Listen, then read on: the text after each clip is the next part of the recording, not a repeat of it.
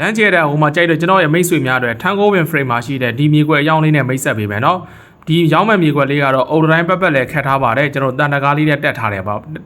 နော်သူကလမ်းကတော့ကျွန်တော်102လမ်းပေါ့နော်မိန်းလမ်းအတင်102လမ်း58လမ်းအနီးမှာရှိပါတယ်ရောင်းမဲ့အကွက်လေးကဒီအကွက်လေးပါအုတ်တိုင်းပတ်လည်းခတ်ပြီးစားတန်တကားကျွန်တော်တို့တန်တကားလေးနဲ့ပေါ့နော်သူက102လမ်းအတင်မှာမျက်နှာဖွင့်က60ပေါ့နော်102လမ်းအတင်မျက်နှာဖွင့်60အနောက်ကတော့80ပေါ့နော်58လမ်းအနီးမှာရှိပါတယ်102လမ်းအတင်အခုမြင်တွေ့ရတဲ့ကတ္တရာလမ်းကတော့102လမ်းမှာ